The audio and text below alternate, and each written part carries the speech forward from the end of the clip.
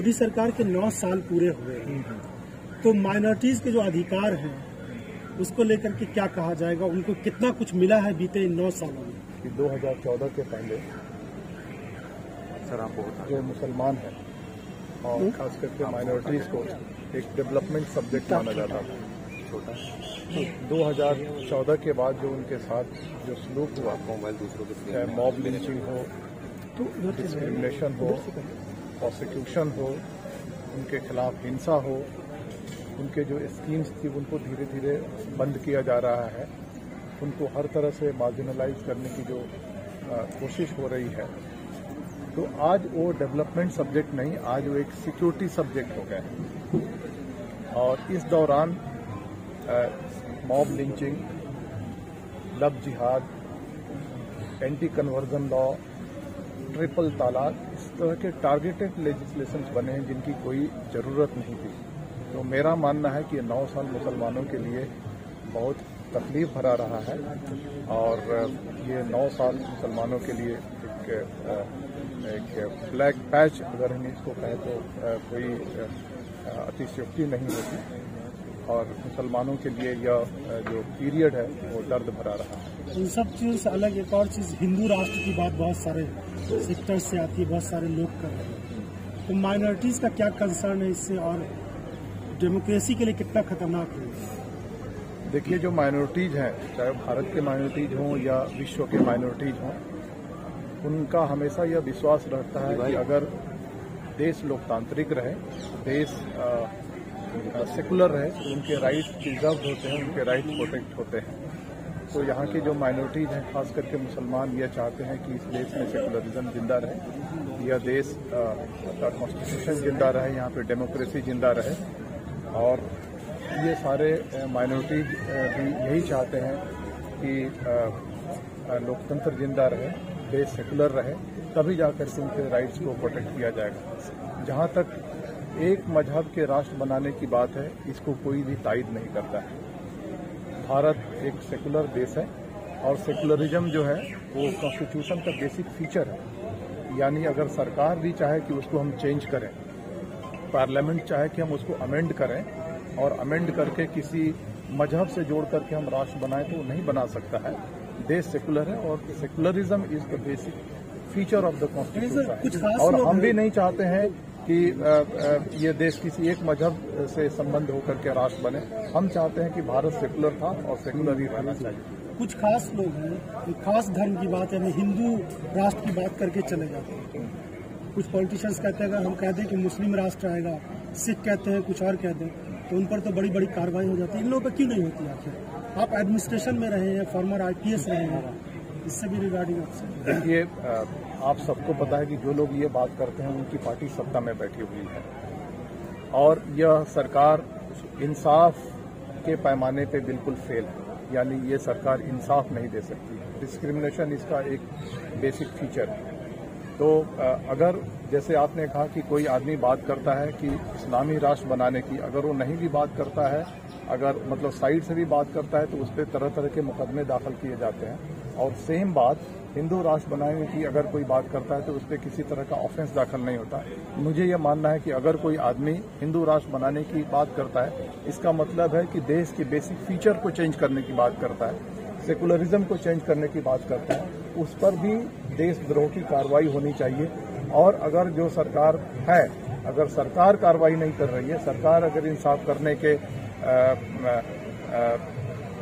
इसमें नहीं है, तो कोर्ट को सुओ मोटो कॉग्निजेंस लेना चाहिए। गिरिराज सिंह ने एक बार फिर कहा है पाकिस्तान वाला मसला, 75 साल हो गए देश को आजाद हुए, अमृतकाल बना रहे हैं। उन्होंने कहा कि उस वक्त में गलतियां हुई, सभी मुसलमानों को पाकिस्तान नहीं भेजा गया। क्या कहना चाह रहे हैं वो? देखिए, जो कोई भी कानूनी काम होता है, देश भी एक कानून के तहत बांटा गया था और कानूनी प्रक्रिया के तहत बांटा गया था और ये लोग उस चीज़ को पूरी तरह से पढ़ते नहीं थे। ये कहा गया था कि जो माइग्रेट करना चाहता है वो माइग्रेट करके जा सकता है, नहीं जो माइग्रेट करना चाहता है वो रह सकता है। मुझे लगता है कि गिरिराज सिंह ने पूरी बात पढ़ी नहीं है और अधूरी बात करते हैं, और व्हाट्सएप यूनिवर्सिटी या बाकी जो प्रोपेगेंडा जो वेबसाइट्स हैं उनसे जो बात फैलाई जाती है वो बात करते हैं।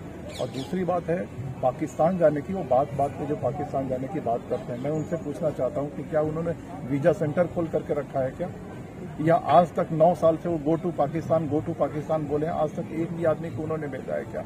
यह गो टू पाकिस्तान का नारा इसलिए दिया जाता है ताकि जो मुसलमान हैं वो कमजोर महसूस करें, उनको कहीं ना कहीं उनको डिप्राइव करने की, उनको मार्जिनलाइज करने की के लिए ये बात मुद्दा उठाया जाता है गो टू पाकिस्तान।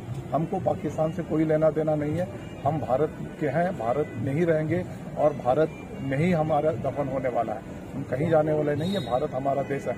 हाँ, उनको अगर प्यार है पाकिस्तान जाने की तो वो जा सकते हैं। दूसरी बात मैं कहना चाहता हूं कि अगर टेस्ट देशभक्ति और देश प्रेमी की है तो जो लोग 1,75,000 हर साल देश छोड़ करके जा रहे हैं, उसमें से ये आंकड़ा निकालना चाहिए कि उसमें हिंदू कितने मुसलमान हैं, किसको देश से प्रेम है, किसको देश से प्रेम नहीं। सर, हाल ही में प्रवीण तोगड़िया ने कहा था कि मैं इस देश में मुस्लिम को ना पीएम बनने दूंगा, ना सीएम बनने दूंगा, ना डीएम बनने दूंगा। तो क्या वो मुस्लिमों को धमकाने की कोशिश कर रहे हैं या वो अनऑफिशियली हिंदू राष्ट्र की जो है डिक्लेयर कर रहे हैं? देखिए, उनके बात को सीरियसली लेना नहीं चाहिए क्योंकि किसी भी पोस्ट पे नहीं है। अगर वो MP MLA होते, सरकार में होते तो उनकी बात को गंभीरता से ली जाती, लेकिन वो पूरी तरह से इन्होंने जो बात की नफरत फैलाने के लिए बात कही, और जो आदमी नफरत फैलाता है उस पर कार्रवाई होनी चाहिए। इस स्टेटमेंट के लिए उन पर कार्रवाई होनी चाहिए। एक आखिरी सवाल ये कि माइनॉरिटीज को लेकर आपने कई सारी बुक्स भी लिखी है, मौजूदा वक्त में क्या लगता है कुछ हालात बदलने वाले, क्योंकि लोकसभा से लेकर के विधानसभा में जो रिप्रेजेंटेशन है, नुमाइंदगी है, वो कम होती जाने लगा, तो कुछ हालात बदलने वाले या और बिगड़ेंगे? देखिए, मैंने आपको एक बात कही कि मुसलमान इस देश में 14% है। किसी भी आज 25 MP हैं, लगभग 4.5%, 14.2% मुसलमान हैं। अब आप हिसाब लगाइए कि कितने कम हैं, यानी जितने मुसलमान जो डिजर्व करते हैं उसका ठीक 30% उनको हासिल होता है, यानी 70% का डेप्रीवेशन है। यानी 78 MP चाहिए हमको, 25 MP है। ये पार्लियामेंट की हालत है। जितने भी असेंबलीज हैं वहाँ पे हमारी नुमाइंदगी प्रॉपर नहीं है, टिकट कम दिया जाता है। जैसे मैंने कहा कि कांग्रेस 6.5% टिकट देती है, जो सेकुलर रीजनल पार्टी जो थोड़ा ज़्यादा टिकट देती है। आज का ये हाल हो गया है कि मुसलमानों के इश्यूज़ पे कोई बोलने वाला नहीं है, मुसलमानों के साथ कोई फोटो नहीं खिंचाता है, मुसलमानों पे जो जुल्म और ज्यादती हो रही है उसको इलेक्शन में चर्चा नहीं किया जाता है, मुसलमानों के इश्यूज़ को मैनिफेस्टो में शामिल नहीं किया जाता है। अगर इसी तरह से मुसलमानों को नेग्लेक्ट किया गया तो मुसलमान भी अपना ऑल्टरनेटिव ढूंढने के लिए मजबूर होगा। कैसे मुसलमानों के साथ फोटो नहीं खिंचाएंगे, मतलब किस तरह के मुसलमानों के साथ फोटो खिंचाने का मतलब मेरा ऐसा नहीं कि फोटो खिंचा जाए, मेरा ऐसा बोलना है कि आज जो पार्टियां मुसलमानों की वोट लेती हैं वो मुसलमानों के एरिया में प्रचार तक नहीं करती हैं, उनके इश्यूज़ को नहीं उठाती हैं। ठीक है, वहाँ पे प्रचार मत कीजिए, लेकिन तो उनके जो ज्वलंत इश्यूज़ हैं उसको उठाइए, उसको अपने मैनिफेस्टो में शामिल कीजिए। उन पे जो अटैक्स होते हैं उन पे अपनी आवाज़ तो उठाइए, ये भी नहीं उठाया जाता। प्रोपोर्शन में टिकट नहीं दिया जाता है, MP और MLA नहीं बनाया जाता है, कोई इंपॉर्टेंट पोर्टफोलियो नहीं दिया जाता है, मिनिस्ट्रीज नहीं दिया जाता है, तो मुसलमान कितना दिन तक इंतजार करेगा? वो एक न एक दिन ऑल्टरनेटिव ढूंढने के लिए मजबूर होगा। मतलब अपनी सियासत, अपनी क्यादत जो वैसी साथ जैसे मैंने कहा ना कि आज एक MIM है, कल सेकुलर पार्टीज को 2 MIM का सामना करना पड़ेगा। आज एक AIUDF है, कल 3 AIUDF का सामना करना पड़ेगा। फिर इससे नुकसान किसका, अगर एक MIM से 2 MIM बनेंगी तो? नहीं, देखिए, ऐसा है कि 75 साल हो गए मुसलमानों ने सेकुलरिज्म को जिंदा करने के लिए अपनी कुर्बानी दी है, तो क्या सेकुलरिज्म को जिंदा रखने के लिए सिर्फ मुसलमानों के ही कंधे पे बोझ डाला जाएगा, किसी और पे बोझ नहीं डाला जाएगा? अगर मुसलमान पूरी तरह से सेकुलर पार्टीज को सपोर्ट करते हैं, मुख्य धारा में आना चाहते हैं, 14% मुसलमान है तो उनको 14% टिकट क्यों नहीं दी जाती है? उनको सब ये कहा जाता है कि पॉलिटिकल एम्पावरमेंट इज की टू ऑल एम्पावरमेंट। आप मुसलमानों को पॉलिटिकली एम्पावर कीजिए। पॉलिटिकली एम्पावर करने का मतलब है कि उनको प्रोपोर्शन में टिकट दीजिए, उनको प्रोपोर्शन में MLA और MPs बनाइए।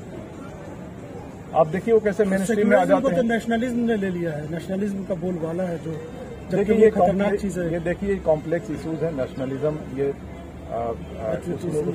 Patriotism, nationalism. मैं ये मानना चाहता हूँ कि जो आदमी ईमानदारी से इस देश में रहता है, ईमानदारी से अपनी काम करता है, ईमानदारी से देश द्वारा दी हुई जवाबदारी को पूरा करता है, वो सबसे बड़ा देशभक्त है। जो आदमी भाषण देता है और देश में लड़ाई झगड़े करवाता है, नफरत फैलाता है, वो किसी तरह का देशभक्त नहीं हो सकता।